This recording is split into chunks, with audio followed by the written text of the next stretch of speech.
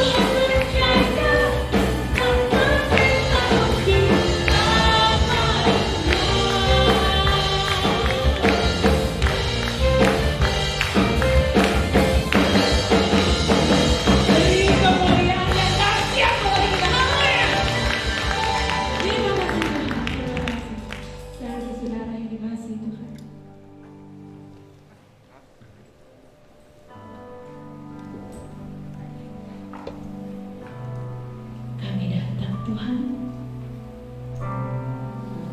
membawa hati kami, sirami hati kami Tuhan, tanamkan benih yang baru Tuhan, revive us and renew us. Terima kasih Tuhan.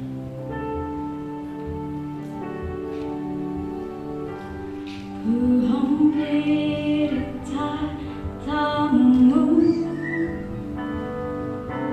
ku sujud menyembah, ku bawa seluruh persembahanku, dalam kemuliaan-Mu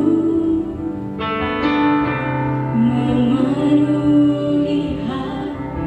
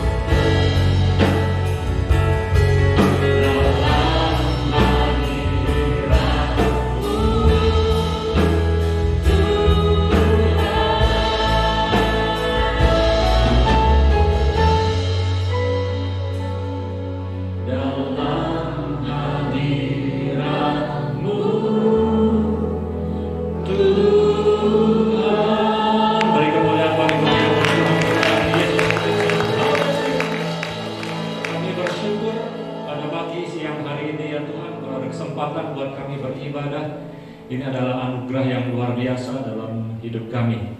Kami sudah memuji, menyembah, memuliakan, mengagungkan nama Tuhan. Dan sebentar kami akan mendengarkan firman Tuhan. Sebelum kami dengar firman Tuhan, urapi setiap kami Tuhan, beri hikmat supaya kami mengerti setiap firman yang kami dengar pagi hari ini, sehingga firman Tuhan bermanfaat dalam hidup kami, tertanam di hati kami, bertumbuh, berbuah, dan keluar dari tempat ini kami mau menjadi pelaku firman Tuhan. Urapi hamba-Mu, pakai lidah bibir hamba-Mu menjadi berkat buat setiap jemaat Tuhan yang mendengarkan. Berkati seluruh jemaat Tuhan yang hadir, bahkan yang saat ini sedang mengikuti ibadah ini di rumah. Kiranya Tuhan memberikan hikmat supaya kami sama-sama menerima firman Tuhan dengan baik dan melakukannya dalam kehidupan kami sehari-hari. Terima kasih Bapak, di dalam nama Tuhan Yesus kami berdoa. Haleluya. Bapak Ibu yang siap dengan firman Tuhan bersama dengan saya katakan amin. Silakan duduk Bapak Ibu. Shalom. Sekali lagi shalom.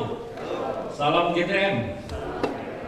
Salam mujizat. Salam keajaiban. Bapak Ibu dalam keadaan baik, sehat, amin. Puji Tuhan. Kita akan mendengarkan firman Tuhan. Ya, tema di bulan ini untuk gereja kita adalah Renewal of Service and Worship. Pembaharuan pelayanan dan penyembahan. Masih dalam rangkaian pembaharuan yang disampaikan di gereja ini Bapak Ibu sepanjang tahun 2021. Tiba saatnya di bulan September ini pembaharuan pelayanan dan penyembahan. Kita buka bersama-sama di dalam Yohanes 4 ayat yang ke-24. Saya mengajak kita semua membaca ayat ini dengan penuh semangat, dengan suara yang keras. Yohanes 4 ayat yang ke-24. 1, 2, 3. Allah itu roh, dan barang siapa menyembah Dia harus menyembahnya dalam roh dan kebenaran. Saya ulang Bapak Ibu, Allah itu roh, dan barang siapa menyembah Dia harus menyembahnya dalam roh dan kebenaran. Sebelum kita membahas ayat ini, saudara, ketika disampaikan tema untuk bulan ini oleh Bapak Gembala di Jumat minggu yang lalu, saudara, pembaharuan pelayanan dan penyembahan. Saudara, saya mulai berpikir, mulai merenungkan. Saya belum membuka firman Tuhan, saya belum membahas, saya belum memikirkan apa yang harus saya sampaikan, tidak. Tetapi saya berpikir apa yang harus saya lakukan dengan tema ini, pembaharuan pelayanan dan penyembahan. Dan yang terlintas di pikiran saya adalah bahwa saya harus memperbaharui penyembahan saya terlebih dahulu, sehingga saya maksimal di dalam melayani Tuhan. Yang bisa saya lakukan adalah, dan harus saya lakukan adalah memperbaharui penyembahan saya secara pribadi, Bapak Ibu, dahulu. Baru selanjutnya saya ambil bagian di dalam pelayanan. Saya yakin menjadi berkat dan menjadi lebih baik pelayanan saya. Kira-kira seperti itu. Ketika hari Jumat minggu yang lalu disampaikan tentang tema ini, saudara, satu hari sebelumnya kami biasa kalau di rumah berdoa, sebuah keluarga, saudara, biasa kami ya menyembah 2-3 lagu seperti itu. Kemudian kami berdoa, kami membaca Alkitab. Hari itu istri saya berkata demikian, yuk kita perbanyak penyembahan kita.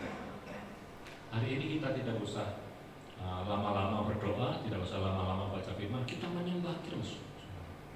Kemudian kami kerjakan, kami kerjakan dalam 1 jam itu kami hanya memuji, menyembah Tuhan.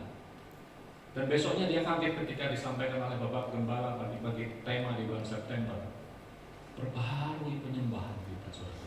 Luar biasa. Dan saya akan percaya ini semua menjadi berkat buat setiap jemaat Tuhan pada pagi hari ini. Amin, saudara. Saudara, yang harus saya lakukan adalah memperbaiki penyembahan saya terlebih dahulu. Berbicara tentang pelayanan dan penyembahan. Kata kerjanya adalah melayani dan menyembah, saudara. Orangnya adalah pelayan dan penyembah. Penyembah harus menyembah terlebih dahulu dengan benar. Dan kemudian pelayan melayani dengan baik. Saudara yang dikasihi dalam Tuhan, berbicara tentang menyembah Tuhan. Ketika saudara di rumah masing-masing menyembah Tuhan, bagaimana saudara menyembah dengan cara saudara masing-masing, ya?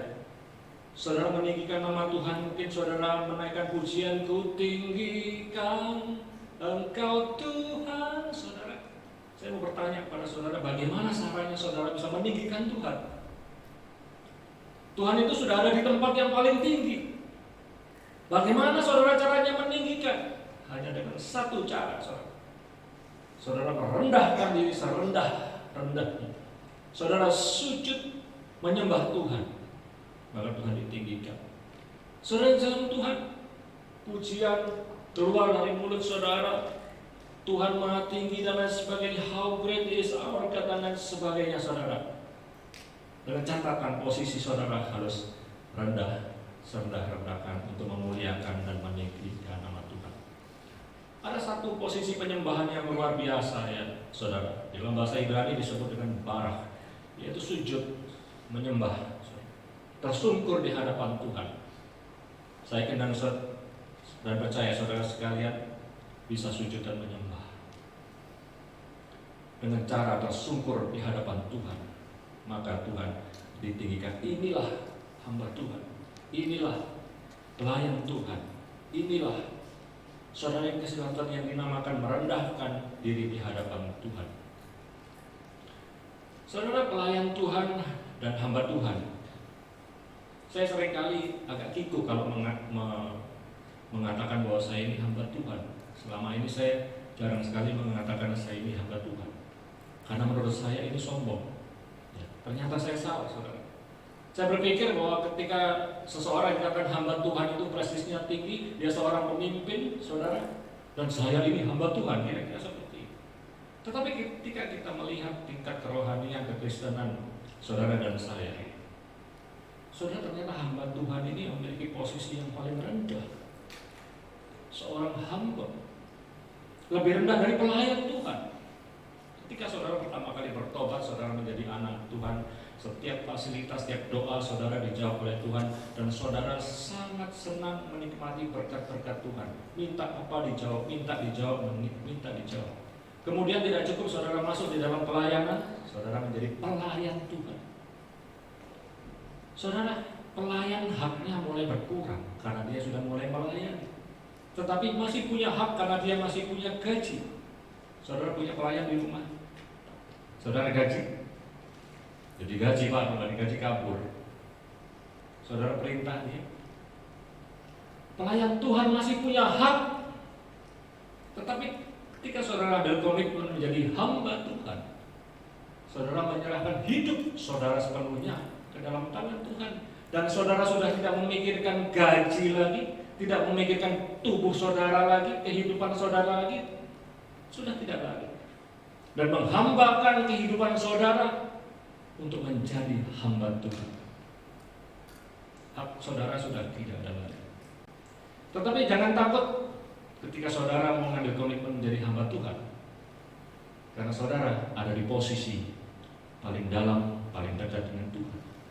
Hamba Tuhan ada di dalam kerajaan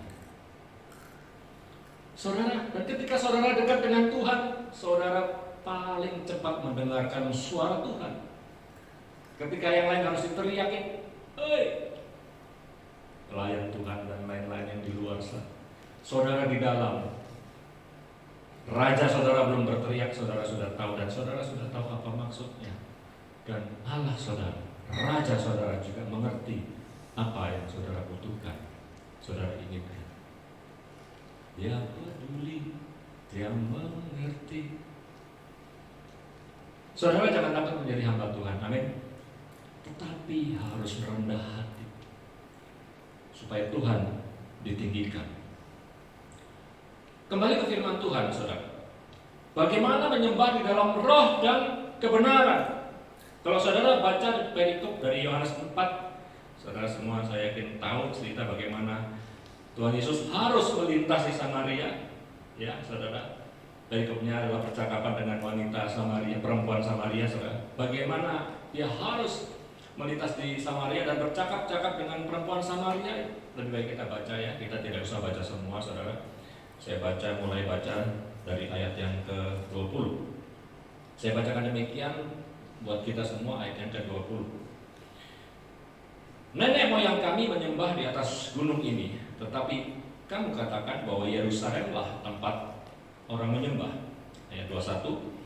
Kata Yesus kepadanya, "Percayalah kepadaku, hai perempuan, saatnya akan tiba bahwa kamu akan menyembah Bapa bukan di dalam gunung ini, bukan di gunung ini, dan bukan juga di Yerusalem. Ayat 22. Kamu menyembah apa yang tidak kamu kenal, kami menyembah apa yang kami kenal. Sebab keselamatan datang dari bangsa Yahudi. Tetapi saatnya akan datang dan sudah tiba sekarang, bahwa penyembah-penyembah benar akan menyembah Bapa dalam roh dan kebenaran. Sebab Bapa menghendaki penyembah-penyembah demikian. Ayat yang ke-24.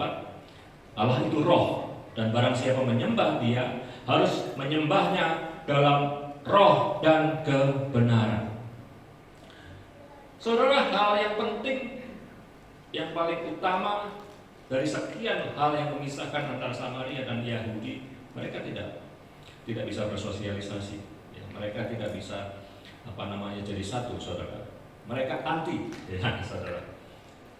Yang memisahkan mereka salah satunya adalah tempat menyembah. Tadi di ayat yang ke-20 dikatakan demikian, saudara.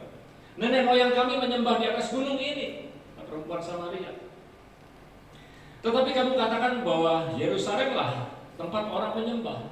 Berbicara tentang gunung, berbicara tentang Yerusalem, berbicara tentang tempat untuk menyembah Tuhan dan dipercaya disitulah Tuhan ada. Dan ketika mungkin saudara berdoa harus menghadap ke situ. Sampai sekarang saudara Yahudi kalau berdoa ya menghadapnya ke bait Allah di Yerusalem. Ya, saudara yang dikasihi dalam Tuhan. Berbicara tentang tempat menyembah, tempat tertentu, saudara. Ini adalah membatasi Tuhan. Tempat yang dianggap kudus dan hanya disitulah Tuhan. Bapak itu yang dikasihi dalam Tuhan, tetapi Tuhan berkata, kamu akan menyembah Bapa tidak di dua tempat itu. Tidak di gunung, tidak di Yerusalem, tetapi di dalam roh dan kebenaran. Ketiganya berbicara tentang tempat menyembah Tuhan. Satu di gunung, satu di Yerusalem, satu di dalam roh. Tempat terbatas, saudara. Gunung terbatas, Yerusalem terbatas, tetapi roh tidak terbatas. Di mana saja saudara dan saya bisa menyembah Tuhan, kapan saja. Tidak terbatas waktu, saudara. Mau berapa kali, silakan. Ini menyembah di dalam roh.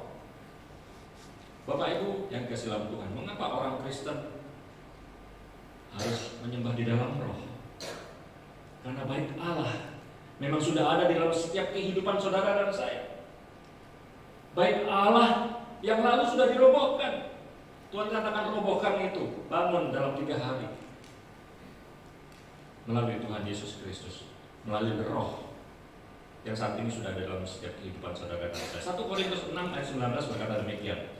Atau tidak tahukah kamu bahwa tubuhmu adalah bait Roh Kudus yang diam di dalam kamu, Roh Kudus yang kamu peroleh dari Allah, dan bahwa kamu bukan milik kamu lagi. Saudara tidak perlu lagi bait Allah di tempat tertentu untuk menyembah Tuhan. Mungkin sebagian dari saudara akan bertanya, kalau gitu tidak perlu ke gereja, Pak. Kan di mana-mana kita bisa berdoa. Ini pertanyaan yang sangat lazim, saudara, dan lazim diucapkan kepada orang-orang yang malas beribadah ke gereja. Bukankah firman Tuhan yang lain berkata, jangan jauhkan dirimu dari pertemuan-pertemuan ibadah? Saudara harus tetap beribadah di gereja. Ini sangat penting. Gereja adalah tempat yang sangat penting. Katakan bersama saya, gereja sangat penting. 2, 3. Gereja sangat penting. Di sana tempat penggembalaan, di sanalah saudara digembalakan, di sanalah saudara diberi makan firman Tuhan, makan rohani, saudara diajar, dibentuk, bertumbuh, belajar melayani, dan saudara melayani di sana, saudara jadi hamba Tuhan melalui gereja. Tidak ada alasan buat saudara dan saya mengambil dalih bahwa tubuhku adalah bait Allah, kemudian saudara tidak ke gereja. Kemudian mungkin saudara bertanya, bagaimana dengan Holy Land, Yerusalem, Israel? Pak, saya merencanakan untuk tur ke Israel. Kalau gini tidak jadi, bukan seperti itu, saudara. Tidak seperti itu. Saudara, Yerusalem adalah kiblat. Tidak bagi orang Kristen. Saudara dan saya yang percaya Yesus Kristus Tuhan dan Juru Selamat ada Roh Kudus yang tinggal tetap di dalam setiap kehidupan saudara dan saya. Inilah bait Allah saudara. Apakah kita boleh pergi ke Yerusalem? Boleh. Sangat boleh. Sangat baik sekali. Bahkan saya menganjurkan kepada saudara semua, saudara sekarang nabung untuk pergi ke Yerusalem. Jangan lupa ngajak saya. Ya. Saudara, ini sangat baik untuk keperluan pengetahuan saudara, sangat baik. Saudara belajar detail dari firman Tuhan di sana sangat baik, dan ketika saudara melihat di sana, wow, ini yang aku baca di dalam firman Tuhan, rupanya ini aku melihat dengan mata kepalaku sendiri, dan ini membangkitkan roh saudara, membangkitkan iman kepercayaan saudara, bahkan lebih baik karena di sana ada hal-hal yang nyata saudara, yang otentik ada di sana semua saudara. Secara sejarah, secara historis, geografis, saudara, secara teologis ada semua di sana, dan itu tepat dengan firman Tuhan. Saudara harus belajar. Nah, sekarang pandemi tidak bisa berangkat Pak, kayaknya bisa virtual sekarang. Saya belum coba. Ada tur virtual. Saudara kalau tur ke Yerusalem bayarnya berapa? 30-40 juta mungkin. Kalau tur virtual 50.000 mungkin kalau nggak salah ya. Nanti saya cari coba, ada satu tour and travel, tour virtual ke Holy Land ya, 50.000. Nanti kita cari sama-sama ya saudara, saya belum sempat cari juga. Saudara yang kasih dalam Tuhan, saudara belajar di sana dengan luar biasa, dan pulang dari sana saya yakin saudara akan lebih baik karena saudara melihat yang selama ini saudara baca ya. Dan yang penting buat saudara dan saya adalah menyembah dengan benar terlebih dahulu, baru yang lain-lainnya. Secara rohani, saudara, ini tidak sama dengan secara jasmani. Artinya ketika secara rohani saudara menyembah di dalam roh dan kebenaran, tetapi secara jasmani saudara juga harus bawa tubuh saudara untuk menyembah Tuhan. Dan ini sangat penting. Rohani saudara, penyembahan saudara, baik Allah saudara tidak membutuhkan tempat, tetapi saudara perlu bersosialisasi dan saudara membutuhkan tempat. Itulah gereja.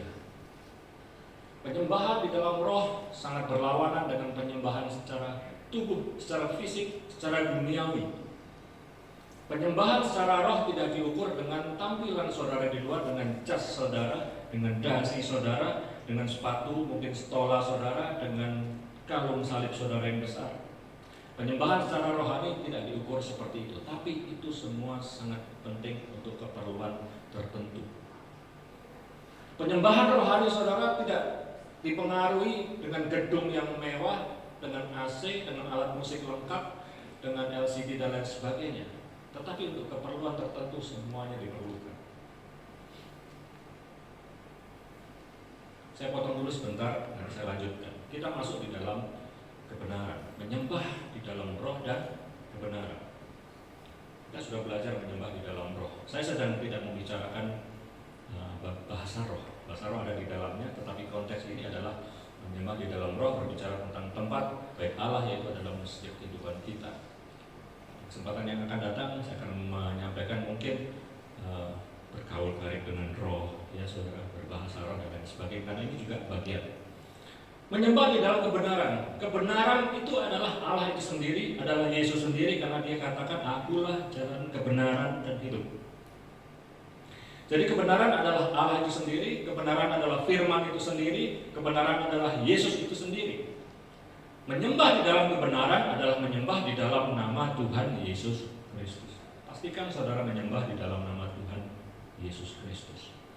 Kepercayaan saudara, pemahaman, pengertian saudara tentang Yesus Kristus harus benar terlebih dahulu, supaya saudara bisa dikatakan menyembah di dalam kebenaran. Gaya hidup saudara harus sesuai dengan firman Tuhan. Segala sesuatu yang saudara katakan, saudara perbuat harus sesuai dengan firman Tuhan. Cara saudara beribadah, ekspresi saudara menyembah Tuhan harus sesuai dengan firman Tuhan. Kadang ada orang yang menyembah secara ekstrim, yang kelihatannya rohani, tetapi saudara cari di firman tidak ada cara seperti itu.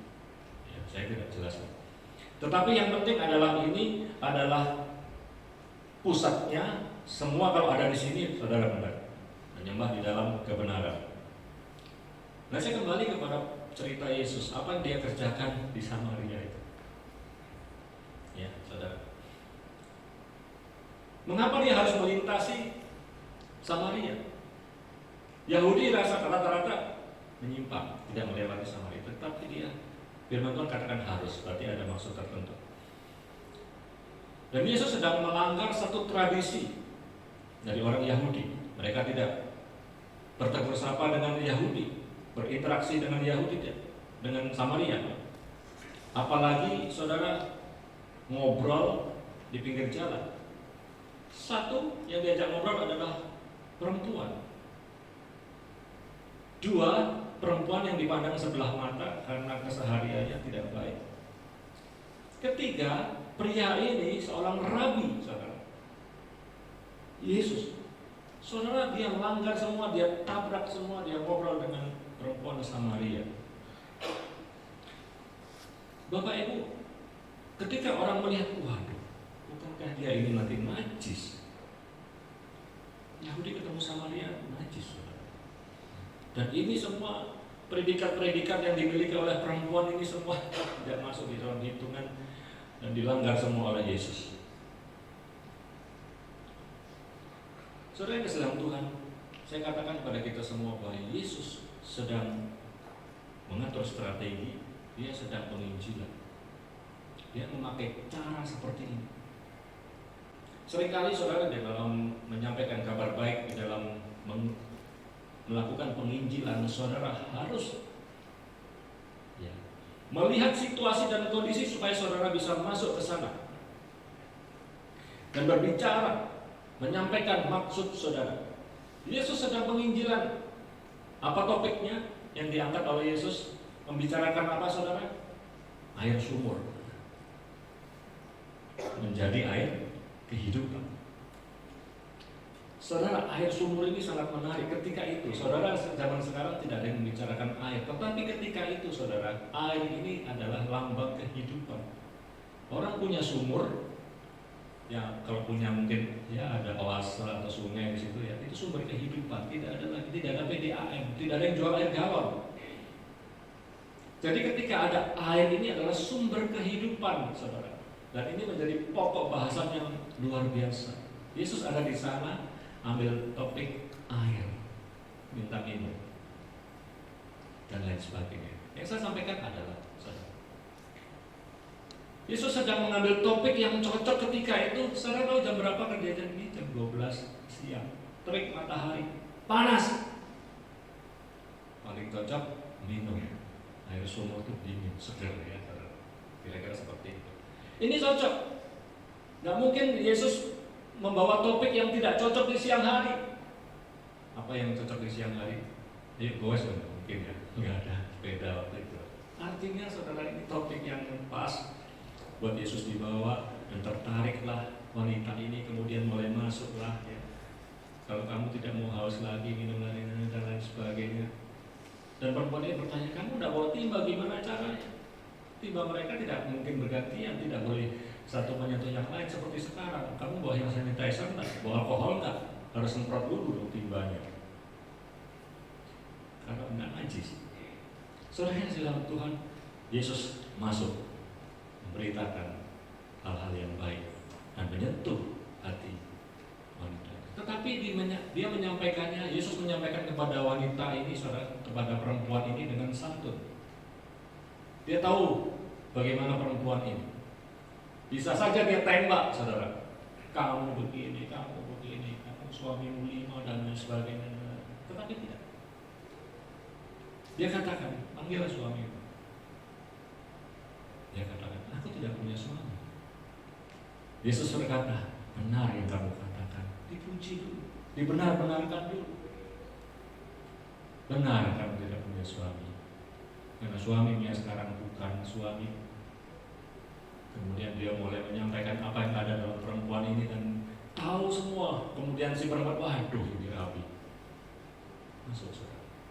Saudara yang kasih dalam Tuhan Yesus Kristus sedang memberitakan hal yang baik, kabar baik, mengajar yang baik dengan cara yang tepat.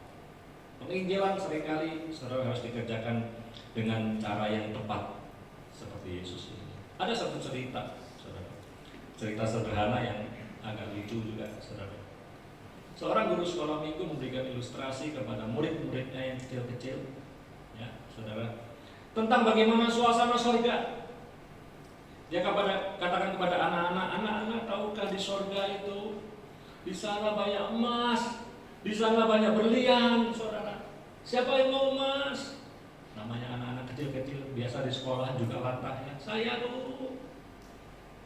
Tetapi saya yakin tidak melekat di hatinya. Untuk apa emas? Kalau saudara katakan siapa mau permen, dia mungkin tidak katakan saya, Bu, tapi dia langsung lari mengejar saudara ambil permen. Karena dia menarik buat anak-anak. Saudara harus tepat. Ketika ngobrol dengan anak-anak remaja, dengan pemuda misalnya, saudara mau masuk bagaimana? Wah, ayo kita nge-gym yuk. Wah, ini cocok dengan anak-anak muda. Jangan saudara bilang mengangkat topik tentang penyakit, kolesterolmu berapa, tekanan darahmu berapa. Anak muda ditanya seperti itu tidak cocok. Ambil tema yang tepat, saudara. Masuk penginjilan. Amin, saudara. Ketika anak-anak ditanya siapa mau emas, mungkin dia tanya, mama aku suka emas. Ya, dia sama sekali tidak tertarik. Saudara, hal jasmani ini tadi penting untuk penginjilan.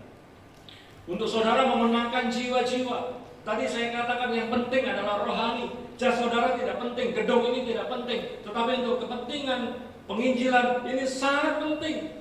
Ketika saudara diperintahkan, ayo menginjil, bawa jiwa. Saudara bawa jiwa ke tempat ini, saudara. Tempatnya panas, tidak ada AC-nya, tidak ada jendelanya. Tidak betah. Begitu dengan musik pujian, saudara. Waduh, musiknya sakit di telinga. Waduh, saudara, ini hal jasmani yang sangat penting buat kita bisa memenangkan jiwa bagi kemuliaan nama Tuhan. Amin. Banyak hal yang kita punya, saudara juga harus rapi. Katanya saudara dan anak Tuhan diberkati Tuhan, tak mungkin penampilan saudara acak-acakan. Saudara juga harus rapi, jas saudara juga perlu, penting, saudara. Semua bagian di dalam gereja ini penting untuk memuliakan Tuhan, memenangkan jiwa bagi kemuliaan Tuhan. Gak mungkin juga saudara mengajak orang yang belum kenal Tuhan, tidak tahu Tuhan Yesus, kemudian saudara dengan PD-nya saudara berbahasa roh di depannya sih, orang bertobatlah saudara. Saudara dibilang orang gila. Ya, dia tidak ngerti bahasa roh. Karena dia orang tidak beriman, tidak tahu bahasa roh. Jadi tanda buat dia. Saudara yang sedang Tuhan itu nanti. Pertama dulu penampilan saudara baik, saudara harus ramah, dibawa ke tempat yang nyaman, saudara ngobrol, ya seperti Yesus tidak langsung menghakimi, tetapi dia katakan, bawalah suamimu ke sini. Ya. Mungkin saudara bisa mengatakan kakakmu, ibumu dan lain sebagainya, dan mungkin saudara tahu latar belakangnya, tapi saudara dengan santun, dengan metode yang baik, saudara akhirnya dimenangkan kemuliaan Tuhan. Amin, saudara. Menyembah di dalam roh dan kebenaran ini sangat penting buat saudara dan saya. Lebih kehidupan pribadi, mari kita menyembah dengan benar, saudara, sehingga pelayanan kita ini menjadi berkat bagi banyak orang. Saya dan Bapak Ibu boleh berdiri. Saya akan ambil waktu sebentar, 5 menit mungkin, kita ambil waktu untuk menyembah Tuhan.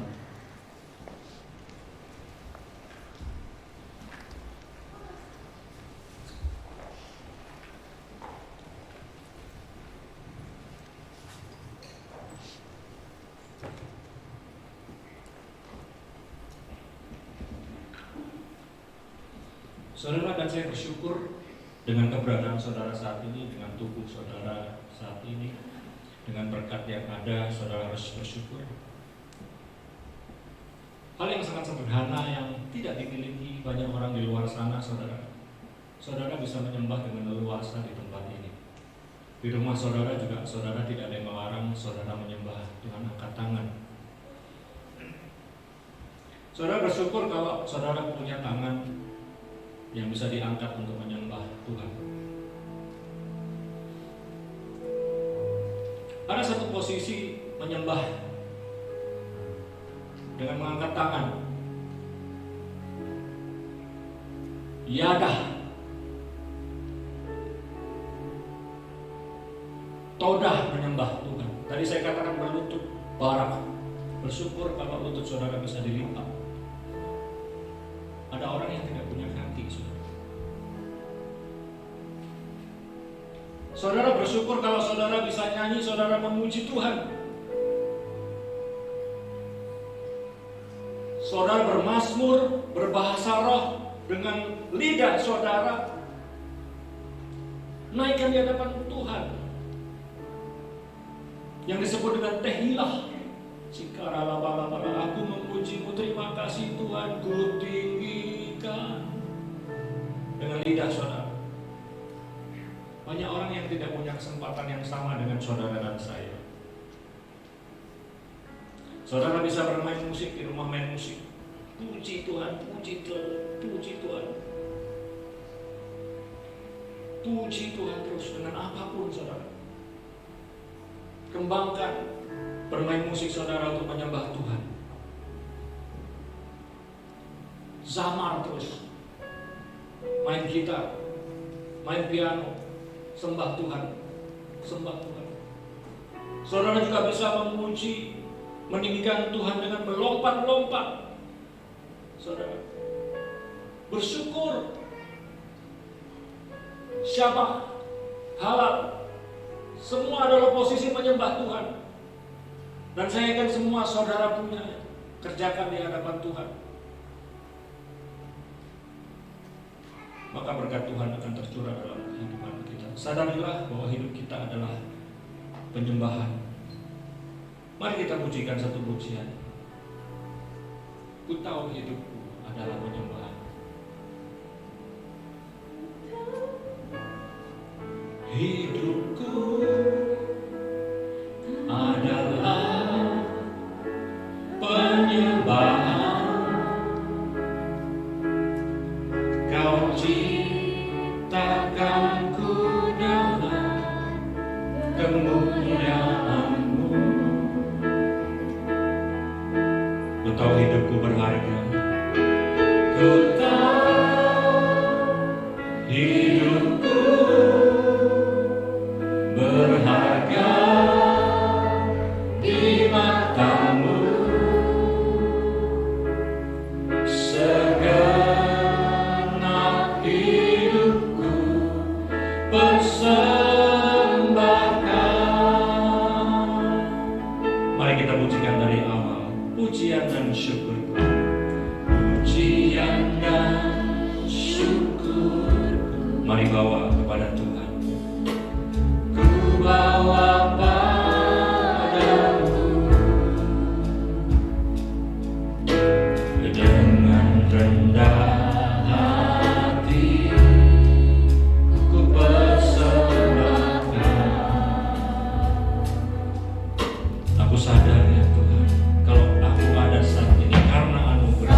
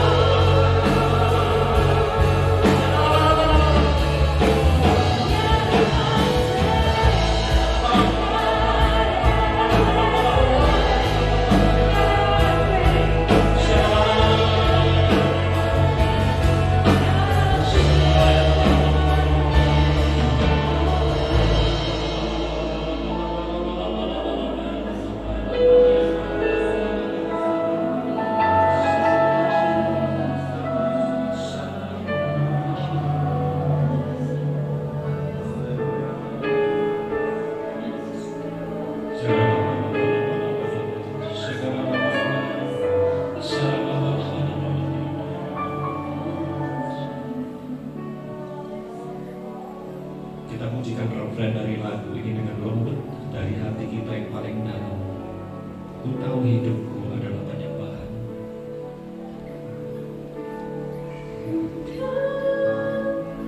Dari hati kita.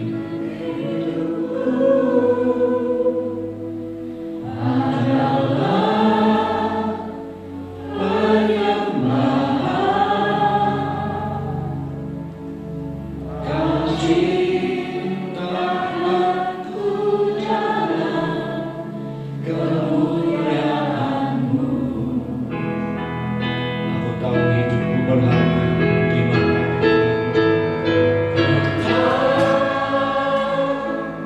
Hidupku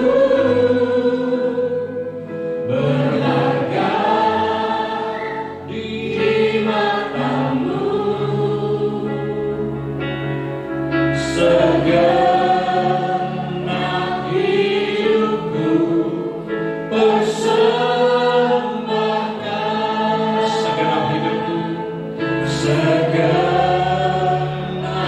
hidupku persembahkan.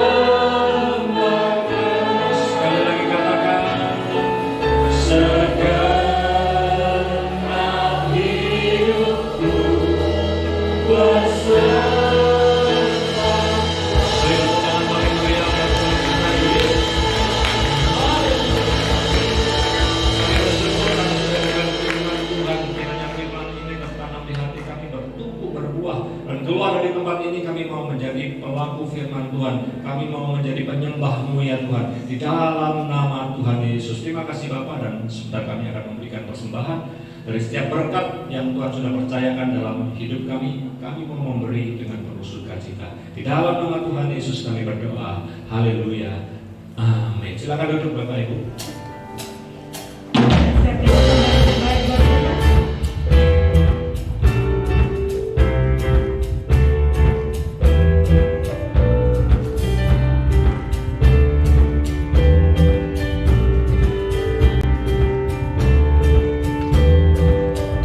Kasih yang begitu besar, lebih kuat dari dosa. Kasih yang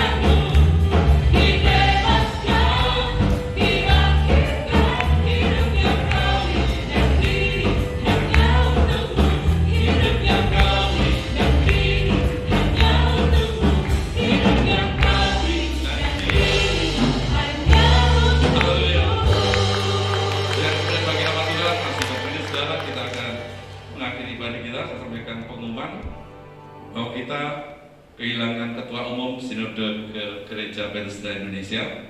Sudah dipanggil Tuhan Bapak Profesor Dr. Insinyur Bambang Yudho. Sudah di surga bersama dengan Tuhan. Dan kita minggu ini saya akan ke Surabaya karena bagian pimpinan gereja Sinode ini. Kami akan adakan rapat sidang raya istimewa. Saudara berdoa supaya kepemimpinan itu berjalan dengan baik, nanti terpilih ketua yang diurapi Tuhan, ketua yang seturut dengan kehendak Tuhan.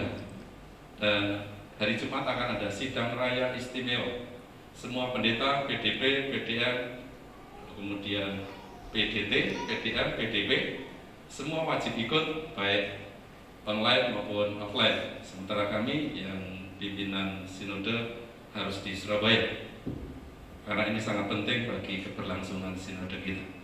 Puji Tuhan, saudara, doakan akan hal ini dan semua bisa berjalan dengan baik. Itu saja yang perlu saya sampaikan kepada saudara. Salam buat anggota keluarga di rumah masing-masing. Sebelum meninggalkan gereja ini, beraktivitas selanjutnya, silakan berdoa secara pribadi apa yang menjadi kerinduan saudara.